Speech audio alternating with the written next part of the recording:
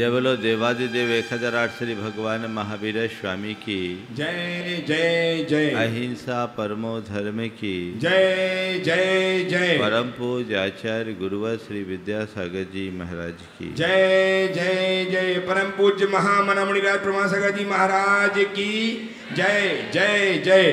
परम पूज्य अरय सागर जी महाराज की जय जय जय। भारतीय संस्कृति में जीवन को सफल और सार्थक बनाने के लिए 4 पुरुषार्थों का उल्लेख है। धर्म, अर्थ, काम और मोक्ष। इसे हम ऐसे समझ सकते हैं कि धर्म जीवन के महल की नींव है, जीवन मंदिर की नींव है, और मोक्ष उसका कलश है। बीच का जो भाग है वो अर्थ और काम में। नींव मजबूत हो तो भवन टिकाऊ होता है, नींव कमजोर तो भवन कभी भी धराशायी हो सकता है। धर्म की नींव के साथ अपने जीवन को आगे बढ़ाना हम सबके जीवन का परम लक्ष्य होना चाहिए। 4 पुरुषार्थों में आम गृहस्थ के लिए 3 पुरुषार्थ हैं, धर्म, अर्थ और काम। और ये कहा गया कि उसे तीनों पुरुषार्थों के मध्य सम्यक संतुलन बना करके चलना चाहिए। जो गृहस्थ इन 3 पुरुषार्थ अर्थात जिसे दूसरी भाषा में त्रिवर्ग कहते हैं, जो त्रिवर्ग का साधन करता है वो अपवर्ग यानी मोक्ष का अधिकारी बनता है। और ऐसा लिखा गया कि त्रिवर्ग संसाधन मंत्रेण पशुविरिव आयुर्निफलम नरस्य तत्रापि धर्मं प्रवरम वदन्ति न तम बिना भवतोर्थ कामो। त्रिवर्ग के संसाधन के बिना अर्थात धर्म, अर्थ और काम, इन 3 पुरुषार्थों में सम्यक संतुलन बनाए बिना मनुष्य का जीवन पशु की तरह निष्फल है।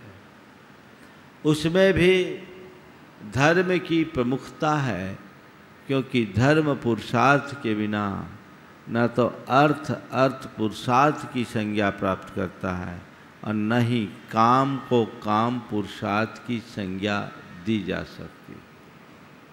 मूल धर्म है जिसे हमें आत्मसात करके चलना है। जब कभी भी हम धर्म की बात करते हैं, हमारा ध्यान उन तमाम प्रकार की धार्मिक क्रियाओं के प्रति चला जाता है जो हम अपनी 24 घंटे की व्यस्त दिनचर्या में अपनी समय और सुविधा के अनुरूप कर लिया करते हैं। चाहे वो पूजा पाठ हो, चाहे वो व्रत उपवास हो, चाहे वह दान पुण्य हो, चाहे वह त्याग तप हो। और ऐसा करके हम अपने आप को कृतार्थ महसूस करते हैं कि हमने धर्म के क्षेत्र में बहुत अच्छा कर्म कर लिया।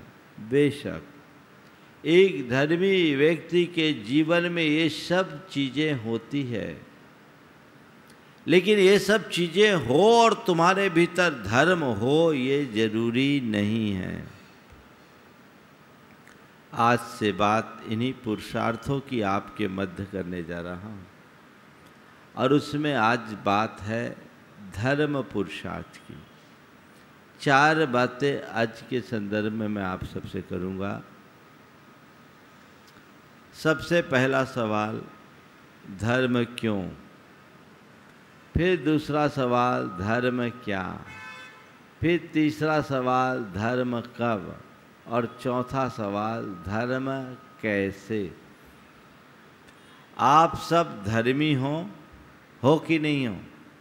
महाराज धर्मी नहीं होते तो यहाँ क्यों आते? धर्म करते हो, क्यों करते हो? पहला सवाल। जब तक धर्म के प्रयोजन को हम अपने सामने नहीं रखेंगे तब तक सच्चे अर्थों में धर्म फलीभूत भी नहीं होगा। क्यों करते हैं धर्म? बोलो, आप लोगों से सवाल कर रहा हूं। प्रतीक बोलो, धर्म करते हो, क्यों करते हो? थोड़ा खड़े हो जाओ। देव तो माइक, हाँ थोड़ा सा दोनों तरफ का इंटरेक्शन होना चाहिए।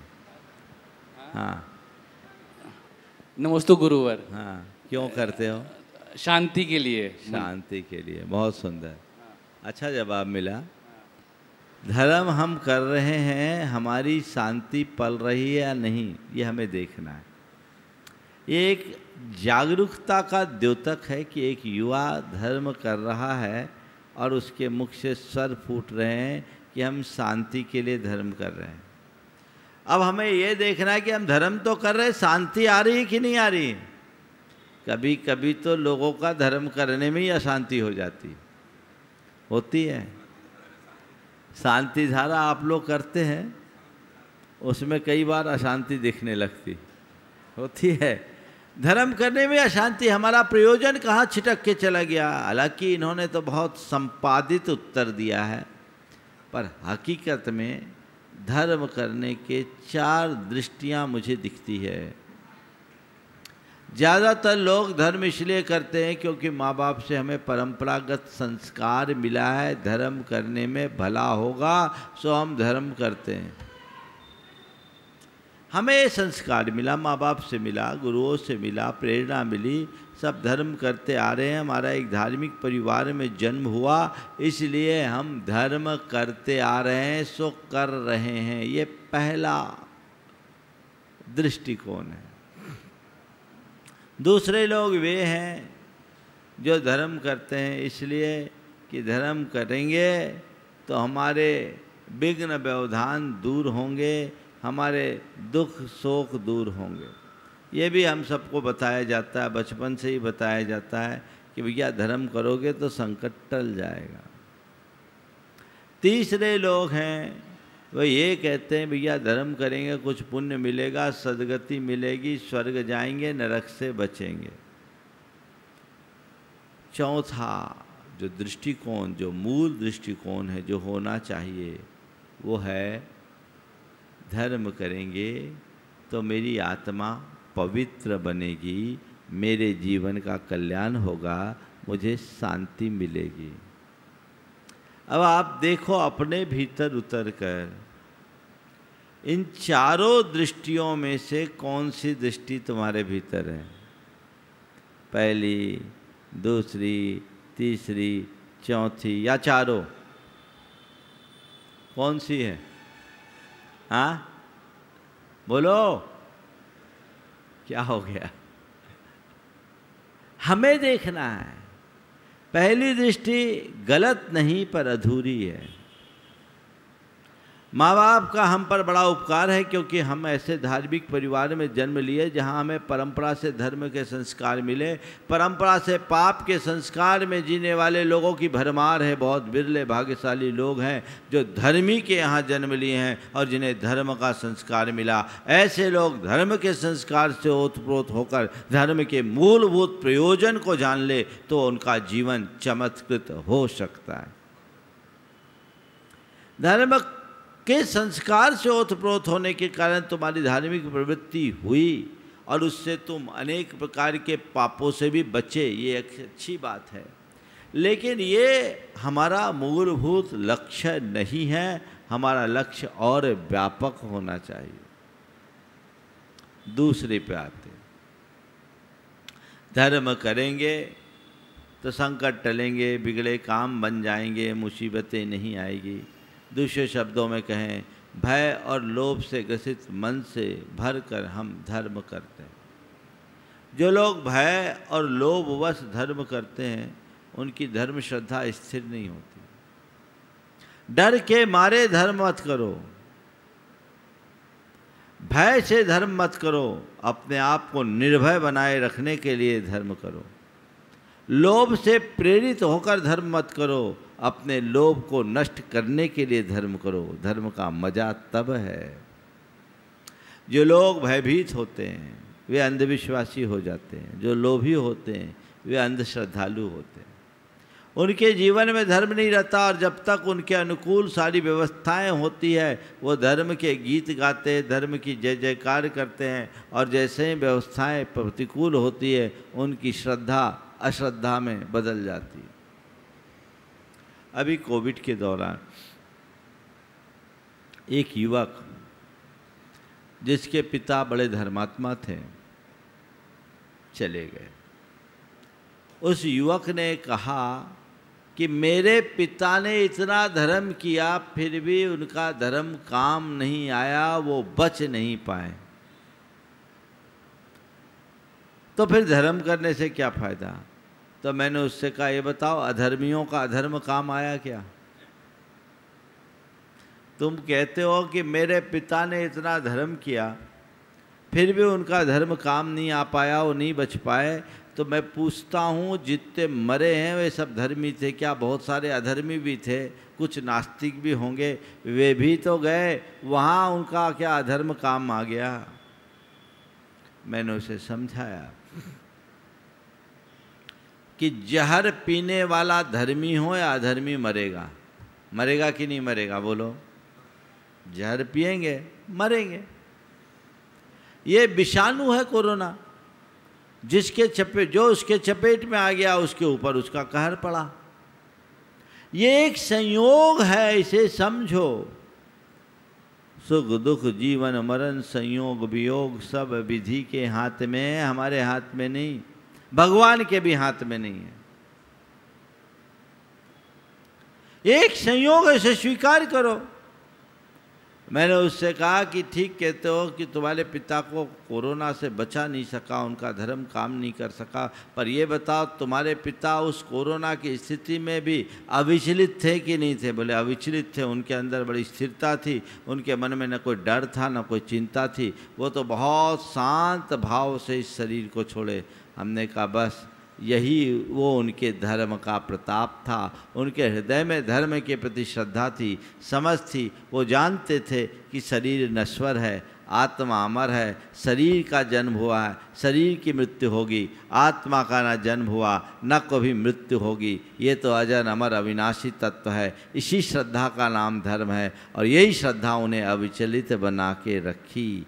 धर्म के मूल तत्व को समझो। यदि धर्म हमें मरने से बचा लेता तो दुनिया में सब अमर हो जाते, सारे धर्मी अमर हो जाते, तो संसार की व्यवस्था ही पलट जाती, जबकि ऐसा संभव नहीं है।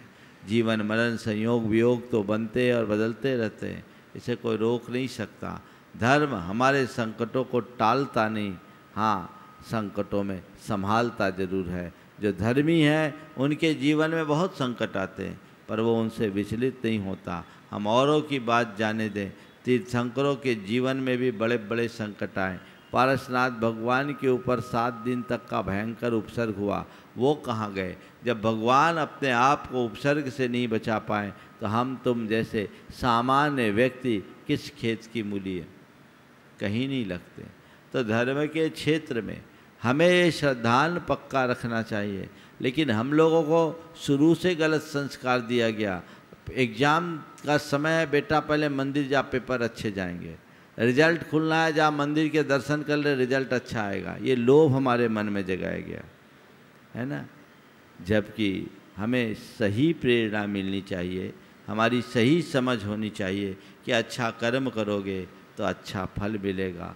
भगवान के दर्शन के लिए जाओ, भगवान की पूजा के लिए जाओ, भगवान की सेवा करो, भगवान की भक्ति करो, इसलिए कि इससे तुम्हारे भाव निर्मल होंगे, इससे तुम्हारी विशुद्धि बढ़ेगी, तुम्हारा चित्त पवित्र होगा और तुम अपने जीवन को अच्छा बनाने की प्रेरणा पा सकोगे। ये दृष्टिकोण यदि मन में जग जाए तो फिर धर्म करने के लिए ज़्यादा कुछ कहने की ज़रूरत नहीं है, उसका असर हमारे अंदर पड़ेगा।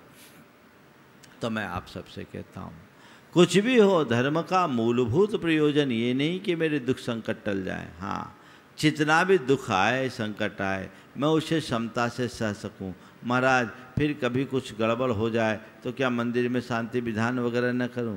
करो, वो अपने मन को शांत करने के लिए करो, इस सोच के साथ करो कि पाप के उदय से संकट आया है, पुण्य की वृद्धि से वो टलेगा, और जब टलेगा तब टलेगा, पर मैं अपने मन को स्थिर रख सकूं और जो घट रहा है उसे सह सकूं। इस भाव से मन की शांति तुरंत आ सकती है, परिस्थितियां बदले न बदले, लेकिन मन संभला रहे तो जीवन अपने आप बदल जाता है। ये दृष्टि अपने अंदर होनी चाहिए। और धर्म का तीसरा दृष्टिकोण, धर्म करेंगे सदगति मिलेगी, स्वर्ग जाएंगे, पुण्य मिलेगा, ये हम लोगों को कहा भी जाता है, ये बड़े पुण्य का कार्य है, कर लो, मिलता भी है, इसमें कोई संशय नहीं। पर ये देखो अपनी झोली में हमने आज तक कितना पुण्य बटोरा दिखा? किसी को हिसाब है? जीवन भर से पुण्य करते आ रहे हो, कितना पुण्य तुम्हारे पास है? सच्चे अर्थों में न पुण्य दिखता है न पाप दिखता है, दिखाई तो केवल पुण्य और पाप का फल दिखता है। पुण्य दिखता है क्या? सारी अनुकूलताएं पुण्य के उदय से होती है, पुण्य का फल है, और जीवन की विपत्तियां और परेशानियां पाप देता है, वह पाप का फल है। हमें पुण्य नहीं दिखता, हमें पाप नहीं दिखता, हमें पुण्य और पाप का फल दिखता है। हम उस फल से प्रभावित होकर पुण्य करने के भाव से हम भगवान की भक्ति करते हैं, पूजा करते हैं, धर्म करते हैं। पर मैं आपको इतना कहूँगा, केवल क्रिया करने से पुण्य नहीं आएगा, अपने अंदर वैसा भाव भी जगना चाहिए। तो मैं आपसे कहता हूँ, पुण्य करने के लिए धर्म मत करो, जीवन को पुण्य बनाने के लिए धर्म करो। जब तुम अपने जीवन को पुण्य बनाओगे तभी तुम्हारे भीतर का पुण्य घटेगा, और वही पुण्य तुम्हारे जीवन को चमत्कृत करेगा। भाव विशुद्धि बढ़नी चाहिए, अहोभाव बढ़ना चाहिए, तो हमारा जीवन अच्छा होगा। स्वर्ग जाने के लिए धर्म करने वाले लोग बहुत हैं, पता नहीं मरने के बाद वह स्वर्ग जाते हैं या नहीं जाते। पर भारत की संस्कृति बड़ी उदार है, मरणोपरांत हर किसी को स्वर्गीय तो बना ही देती है ना। कोई कैसा ही कर्म करे, मरने के बाद उसके नाम के आगे क्या लिखा जाता है? स्वर्गीय। भले नरक का जीवन जिया हो, पर मरने के बाद उसे स्वर्गीय बना दिया जाता है। मैं आपसे कहता हूँ, स्वर्ग जाने के लिए धर्म करो। ये तो स्वर्ग जाओगे नहीं जाओगे मरने के बाद पता लगेगा, लेकिन मैं आपसे इतना ही कहूँगा, स्वर्ग जाने के लिए धर्म करने की जगह जीवन को स्वर्ग बनाने के लिए धर्म कर लो, जीवन धन्य हो जाएगा। बदलाव होना चाहिए। सच्चा उद्देश्य आत्मा का परिष्कार, आत्मा की विशुद्धि, अपने जीवन का रूपांतरण होना चाहिए। मैं धर्म कर रहा हूँ, मेरा धर्म कोरी क्रिया नहीं, मेरा धर्म एक साधना है जो मैं अपने रूपांतरण के लिए कर रहा हूँ। अपने भीतर बदलाव, अपने भाव और बर्ताव में बदलाव, अपनी वृत्ति और प्रवृत्ति में परिवर्तन, ये अगर हमने घटित कर लिया तो तय मान करके चलना, हमने धर्म का एक बड़ा लाभ प्राप्त कर लिया। ऐसी दृष्टि धारणा अगर हमारे मन में बन गई तो हमारे जीवन का बेड़ा पार हो गया। फिर ज़्यादा कुछ कहने और करने की आवश्यकता शेष नहीं रहेगी। उस दिशा में निरंतर आगे बढ़ने का प्रयास करना चाहिए। तो धर्म क्यों आपको समझ में आ रहा है? अब कौन सा दृष्टिकोण रखोगे? कौन सा रखोगे? चौथा ना, बस वो हमारा होना चाहिए। मैं मंदिर में पूजा कर रहा हूँ तो भी मेरी दृष्टि अपने भावों की पवित्रता पर होना चाहिए। मैं व्रत उपवास कर रहा हूँ तो भी अपने परिणामों पर मेरी दृष्टि होनी चाहिए। मैं दान दे रहा हूँ तो अंदर की उदारता की वृद्धि होनी चाहिए। अपने मन का अभिमान गलना चाहिए। मेरे मन के जो दुर्भाव हैं उनका शमन होना चाहिए, क्योंकि यही मेरे चेतना को विकृत करने वाले तत्व हैं। ये जितने दूर होंगे मेरे जीवन में उतनी पवित्रता आएगी। उस पवित्रता को उद्घाटित करने के लिए जो सतत उत्साहित होते हैं वे ही धर्म का सच्चा लाभ ले पाते हैं। अब सवाल है, धर्म क्या है? ये जो हम पूजा पाठ आदि जितनी धार्मिक क्रियाएं करते हैं, ये धर्म का बाहरी रूप है। धर्म का असली रूप अंदर की पवित्रता, अंदर की विशुद्धि, अंदर की क्षमता। हम लोग अपने जन्म जन्मांतरों के संस्कारवश धर्म करते हुए भी अधर्म कर लेते हैं। हम मुग्धता में जीते हैं। अपने द्वारा किए गए अधर्म को ही हम धर्म मानने का भ्रम पाल लेते हैं, जो हमारे जीवन के लिए बहुत समस्याएं उत्पन्न करता है। हमारा मूलभूत धर्म अपने आप को संभालना है। मैं पूजा कर रहा हूँ तो अपने अंदर की सकारात्मकता बढ़नी चाहिए। यदि मैं कोई भी उपासना का कार्य कर रहा हूँ तो मेरे हृदय की विशुद्धि बढ़नी चाहिए। मैं कोई त्याग तप कर रहा हूँ तो मेरे भावों में निर्मलता आनी चाहिए। यदि ये सब चीज़ें उत्तरोत्तर बढ़ती है तो जीवन में बहुत बड़ा बदलाव घटित होता है। और ये सब हमारी वैसी श्रद्धा हो जाए तब होगा। श्रद्धा अंदर से बलवती बनाइए कि मुझे मेरा धर्म करना है तो अपनी भाव विशुद्धि के लिए करना है। मेरे अंदर के विकार शांत हो, मेरे अंदर की पवित्रता बढ़े तो हमारा जीवन धन्य हो सके, जिससे हम इस नर भाव को सार्थक बना सके। ये प्रयास होना चाहिए। जहाँ तक पुण्यकारी क्रियाओं का सवाल है, ये बहुत दुर्लभता से मिलते हैं। हर व्यक्ति पुण्य की क्रियाएं करता है, लेकिन उसके प्रयोजन को समझकर करे तो उसका बेड़ा पार होता है। कई बार लोग कहते हैं, महाराज आप जब कहते हैं कि धार्मिक क्रियाओं का मतलब धर्म नहीं है, धर्म तो अंदर की चीज़ है, तो इतने बड़े बड़े आयोजनों की क्या ज़रूरत, इतने बड़े बड़े पूजा पाठ की क्या ज़रूरत।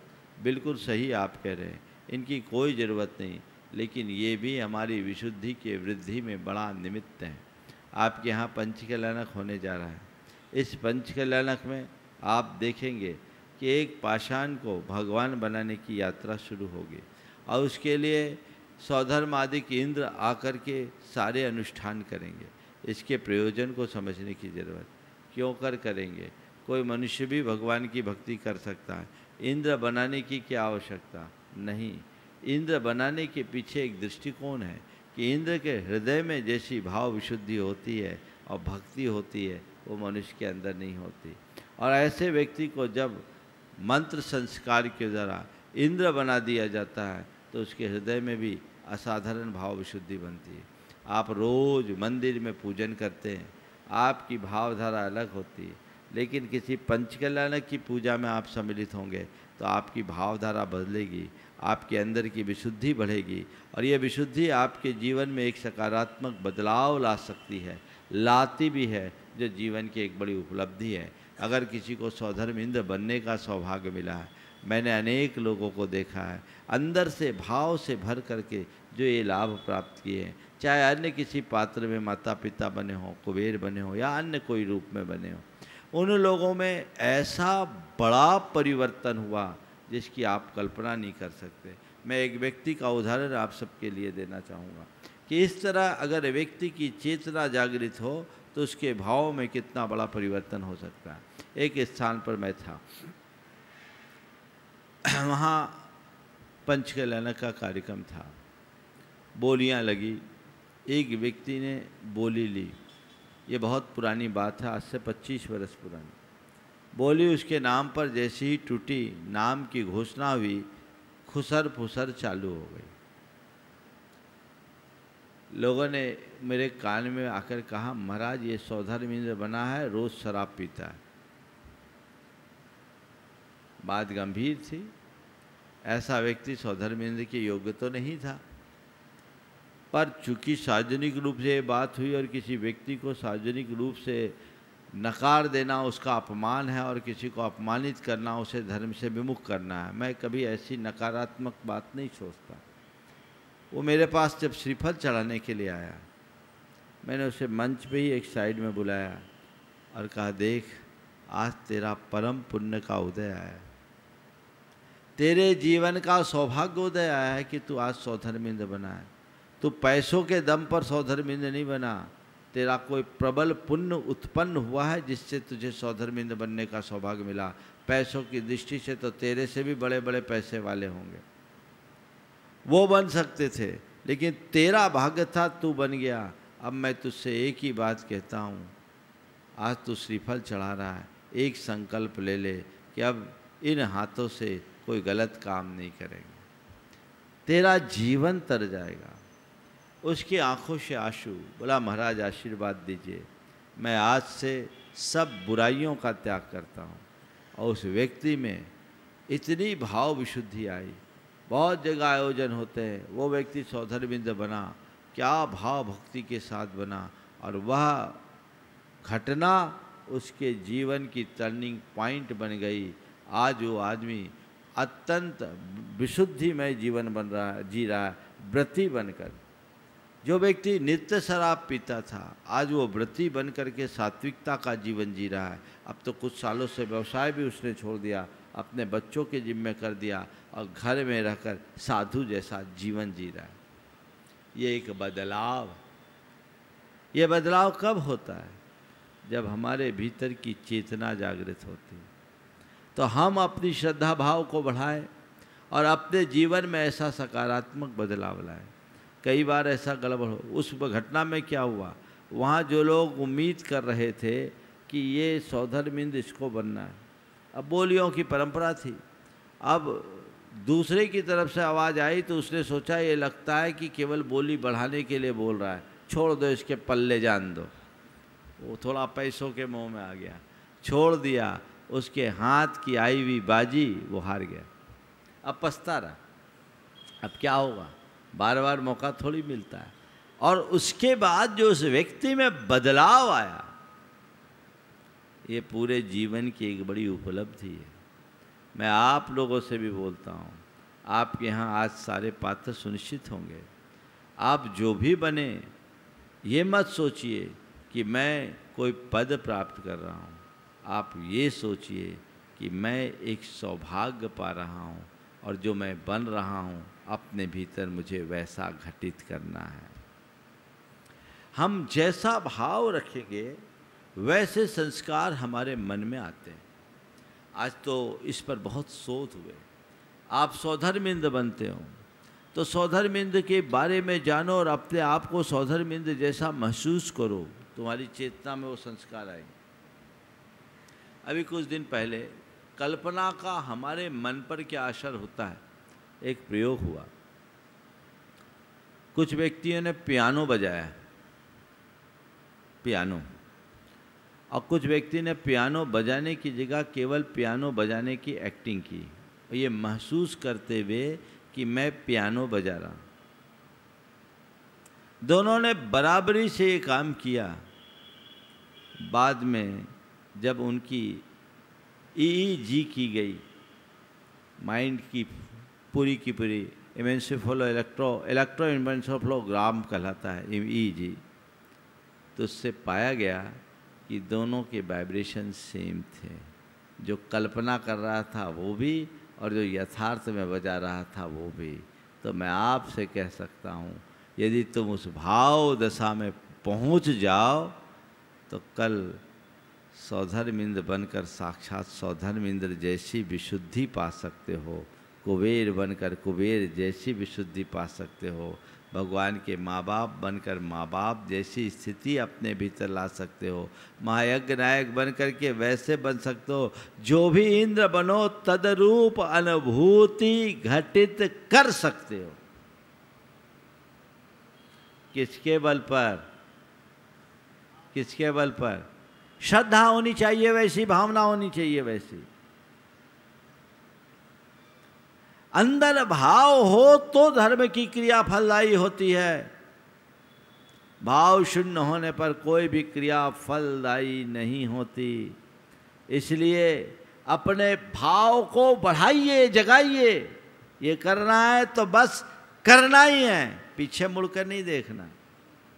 बाकी चीज़ों के प्रभाव में आओगे तो यहीं रह जाओगे, और अपने भावों को निरंतर बढ़ाओगे तो जो सोचे हो उससे भी कई गुनी उपलब्धि अर्जित कर लोगे। तो अंतरंग में वैसी भावधारा विकसित होनी चाहिए। वो भावधारा विकसित हो जाए तो जीवन धन्य हो सकता है। हमें ऐसा निरंतर प्रयास करना चाहिए। उत्तरोत्तर हम भाव को बढ़ाएंगे तो हमारे अंदर होगा। हम लोग कहते हैं पूछ मत आराध्य कैसा, जबकि पूजा भाव उमड़े।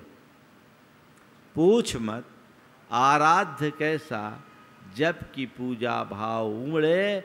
मृत्तिका के पिंड से कह दे कि तू भगवान बन जा। तुझे भगवान बनना पड़ेगा। एकलव्य ने द्रोणाचार्य की मूर्ति से वह सीख लिया जो अर्जुन साक्षात नहीं सीख पाया। शब्द भेदी भान में भी समर्थ हो गया। किसके बल पर? अपने अंदर की श्रद्धा के बल पर। तो श्रद्धा पूरी धर्म की क्रिया यथार्थ फल देती है। अश्रद्धा विहीन व्यक्ति का धर्म कभी फलीभूत नहीं होता। तो अपने अंदर की श्रद्धा को बलवती बनाइए, उसे बढ़ाते जाइए, जिससे जीवन सफल और सार्थक हो सके। अब सवाल है धर्म कब करे? प्राय आज के यंगस्टर्स कहते हैं अभी हमारी उम्र कहाँ है, अभी हमारी तो दूसरी उम्र है, खेलने खाने की उम्र है। सोचते हैं हम बुढ़ापे में धर्म करेंगे, और बूढ़ों से पूछो तो कहते भैया अब हमारी उम्र कहाँ बची, दोनों अंधेरे में। धर्म का जब होश संभालो तब, जब समझ में आ जाए तब, क्योंकि धर्म हमारे जीवन का अंतरंग तत्व है।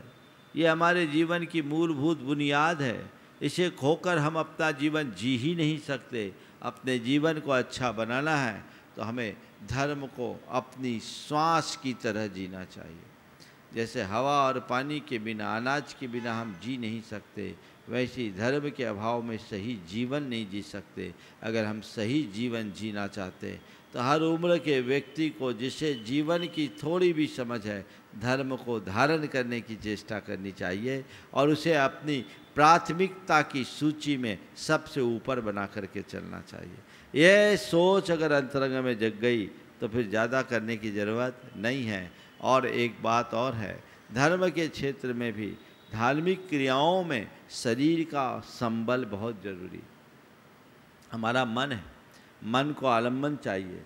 करने को तो धर्म मन से होता है, लेकिन हमारा मन धर्म में कम, अधर्म में ज़्यादा रमता है। तो अधर्म में रमे हुए मन को धर्म में रमाने के लिए हमें अनेक धार्मिक क्रियाओं का आलंबन लेना होता है, और धार्मिक क्रियाओं के आलंबन के लिए हमारे लिए शरीर का सत्व भी जरूरी है। अब शरीर में सत्व ही नहीं रहेगा तो आप क्या कर पाओगे? आज आप यहाँ आकर के बैठ रहे हो, प्रवचन का लाभ ले रहे हो, धर्म की क्रिया कर रहे हो, किसके बल पर? जब यहाँ आने में समर्थ हो तब न।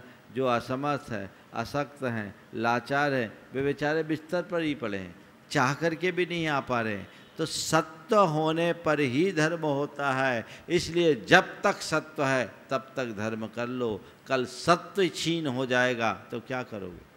शरीर तो एक दिन छीन होना है, कमज़ोर होना है। जितने भी वृद्ध हैं उन सबकी स्थिति को देख लो। अगर प्रारंभिक दिनों से तुमने अपने जीवन को धर्ममय किया तो बुढ़ापे में लाचार नहीं होगे। और जो व्यक्ति अपने जीवन के मूलभूत क्षणों में, खासकर यौवन के दिनों में धर्म से विमुख होते हैं, यदवा तदवा आचरण करते हैं, उनका शरीर बुढ़ापे में कमज़ोर पड़ जाता है, वो कुछ कर नहीं सकते। तो जिस अवस्था में हैं, जब हैं, जैसे हैं, उसी अवस्था में व्यक्ति को धर्म के लिए उत्साहित होना चाहिए। अभी तक अगर हमने अज्ञानता में अपना जीवन बिता दिया तो बिता दिया, अब मुझे ज्ञान मिला है तब मुझे चूकना नहीं है, क्योंकि जब जागो तभी सवेरा। जब जागो तभी सवेरा। हम जाग गए हैं तो अब हमें अपनी चेतना को जगाना है और जीवन में एक बदलाव घटित करने के लिए संकल्पित होना है। क्योंकि अंतरंग में ये बात जिसके बैठ जाती है, ये श्रद्धा जिसकी बैठ जाती है, उसे ज़्यादा कुछ कहने की ज़रूरत नहीं होती। और जो इस श्रद्धा से शून्य होते हैं वो 25 प्रकार के बहाने ही बनाते रहते हैं। बहानेबाजों का कभी उद्धार नहीं होता। मैं आप सबसे एक बात ज़रूर कहूँगा, धर्म के क्षेत्र में कभी बहाना मत बनाना। धर्म करने का अवसर आए तो बहाना मत करना। हाँ, धर्म करने का बहाना जरूर ढूंढ लेना। किसी बहाने धर्म की क्रिया करने का मौका मिले, बढ़ चढ़ कर के हिस्सा लो। बहाना बनाओगे तो बहाना बनाते बनाते तो न जाने कितना जीवन यूं ही चला गया। ये जीवन भी तुम्हारा न चला जाए, इसलिए धर्म के मूल स्वरूप को समझते हुए अपने जीवन की धारा को आगे बढ़ाने का प्रयत्न होना चाहिए। जब जाग जाए तभी सवेरा है। हमें हर अपनी अवस्था को देखते हुए धर्म के क्षेत्र में आगे बढ़ना चाहिए। यावत् सस्तो अयम देह यावत् मृत्युश्च दूरतः तावद आत्महितम कुर्यात् प्राणांते किम करिष्यसि। कि जब तक तुम्हारा शरीर स्वस्थ है, जब तक मृत्यु तुम्हारे निकट नहीं आती, तब तक तुम अपने आत्मा के हित का उद्यम कर लो। प्राण निकल जाने के बाद फिर क्या करोगे?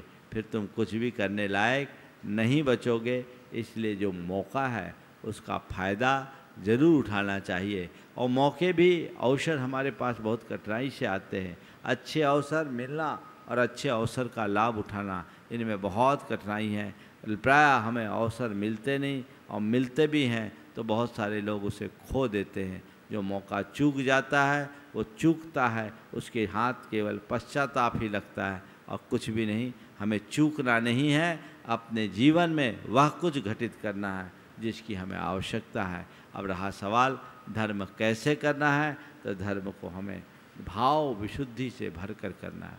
धर्म में किसी प्रकार का प्रदर्शन नहीं होना चाहिए। धर्म दूसरों के लिए नहीं किया जाता, धर्म अपने लिए किया जाता। कदाचित दूसरों को प्रेरित करने के लिए अपने धर्म की चर्चा करना या अपनी धार्मिकता को प्रदर्शित करना बुरा नहीं है, लेकिन केवल प्रदर्शन हमारा लक्ष्य नहीं होना चाहिए। जितनी बने धर्म के क्षेत्र में भाव विशुद्धि हो, और ये विशुद्धि हमारे अंतरंग के उत्साह पर निर्भर करती है। 4 आदमी धर्म कर रहे हैं, चारों के जीवन में एक सा परिणाम नहीं होगा। जिसका जितना अधिक उत्साह होगा, जिसकी जितनी प्रगाढ़ श्रद्धा होगी, जिसमें जितनी अधिक तत्परता होगी, उसका धर्म उतना अच्छा होगा। आपका कितना उत्साह। अब महाराज आए हैं, प्रवचन हो रहा है, हाँ चलना है, अब चलना ही पड़ेगा। महाराज आ गए, देख लेंगे, महाराज टोक देंगे तो क्या होगा। एक ये प्रतिक्रिया। एक दूसरी प्रतिक्रिया, हाँ चलो चलते हैं, प्रवचन होगा, समाप्ति तक भी पहुंच जाएंगे तो हो जाएगा। और एक व्यक्ति की ये प्रतिक्रिया, नहीं महाराज आए हैं, ये दुर्लभ अवसर है, बहुत मुश्किल से मिला है, जैसे तैसे तो महाराज आ पाए, आज प्रवचन का लाभ हमें मिल रहा है। हमें एक शब्द नहीं छोड़ना है, महाराज के पहुंचने के पहले पहुंचना है। और न केवल सुनना है, अपितु उनके एक एक शब्द का रसपान करके अपने हृदय में बिठालना है। बोलो किस पर असर पड़ेगा? किस पर पड़ेगा? पहले दूसरे पर कि तीसरे पर? है ना। तो ये तो उदाहरण दिया मैंने। धर्म का कहा पंचकलाना हो रहा है, सब लोग भाग ले रहे हैं, अब छोटी समाज है, अपने को भी कुछ तो करना ही पड़ेगा। करना पड़ेगा नहीं, करना ही है, ये भाव होना चाहिए। पड़ेगा तो पड़ गया, पड़ा ही रह जाएगा। पड़ेगा क्यों? कोई टैक्स देना है, कोई किसी का भुगतान करना है? नहीं, ये अवसर है, इसका मुझे लाभ लेना है। लेना नहीं है, लेना ही है, लेकर रहना है, क्योंकि ऐसे अवसर नित्य नहीं आते। ये अलभ अवसर है, और ऐसे अलभ अवसरों का लाभ उठाना हमारे जीवन का पहला लक्ष्य होना चाहिए। समय आप सबका हो गया, यहीं पर विराम। बोलिए परम पूज्य आचार्य गुरुवर श्री विद्यासागर जी महाराज।